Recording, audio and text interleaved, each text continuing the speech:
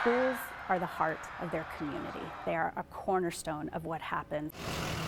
Wednesday, the start of a new school year for Idaho's public school students, also the second year of an attendance-based funding method. It's how schools received funding pre-COVID. When COVID hit, the state switched to enrollment-based funding. Sonia Galavis, an Idaho State representative on the Education Committee, has also been a public school teacher for 20 years. She says enrollment-based funding gave schools a significant increase. They could have more clear and predictable budgets because they knew how many kids were enrolled in their district, so they knew what the funding was going to be. The formula switched back to funding on a daily attendance average at the start of the 2023 school year. We saw tens of millions of dollars of reduction in our schools across Idaho. Our schools are funded by the students that they have and that come to school, but it isn't a straight one-to-one. It's not, and it is an amount, but that amount is put together through a formula that takes in all of the components of what it takes to run a classroom.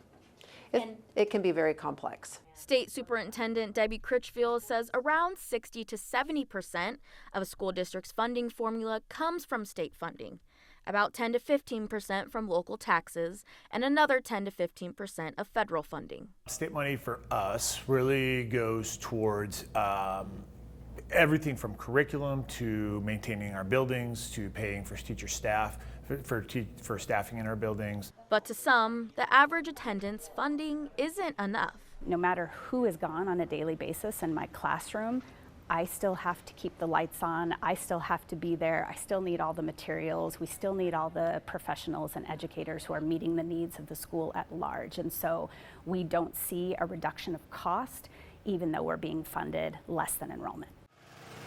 And when it comes to state funding for public education, Idaho as a whole spends the least amount of money per student compared to the rest of the states in the country, according to a July report from education.org.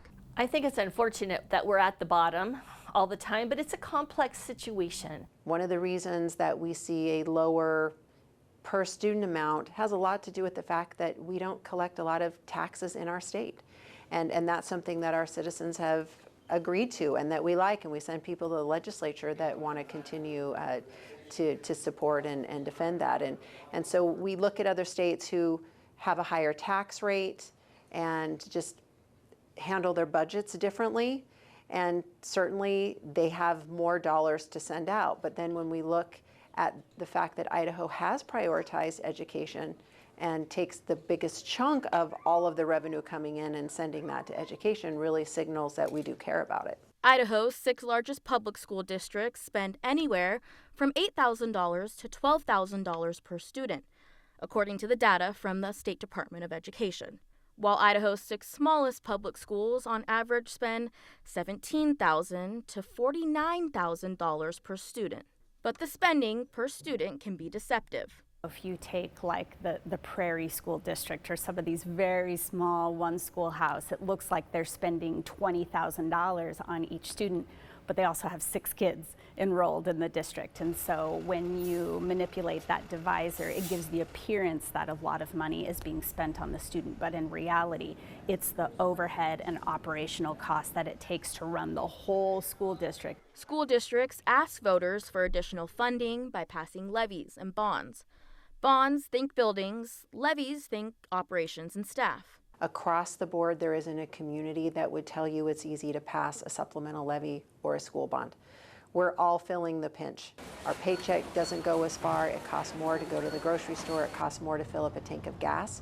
Everyone is feeling that. I think across the state, you're going to find people who absolutely support education, but are also voter fatigued and tax fatigued. Some districts with levies failing to pass are forced to make budget cuts, letting staff go, and some even closing schools, like Nampa and Caldwell school districts. It's never easy to see something that's beloved as a school, close. The former blaming a drop in enrollment over the last decade, and Caldwell blaming the funding model changes. It's heartbreaking because you know that it's preventable. You know that there are ways that we can fund that more adequately get the dollars to where they're needed, that we have an opportunity to look at our funding formula and see if we are addressing the needs. But is there a correlation between funding amounts and test scores? And how do we compare to other states who spend more per student?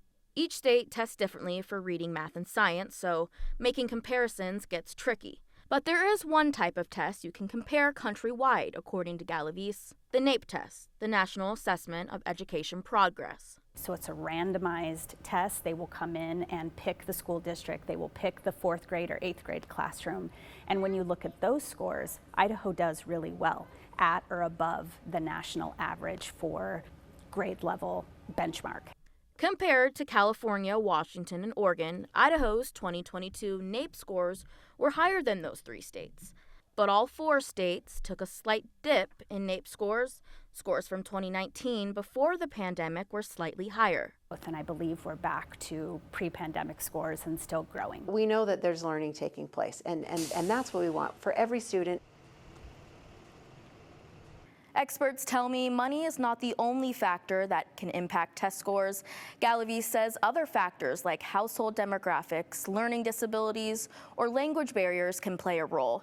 Dismuke says even a student's motivation to take the test that day impacts scores. Back to you.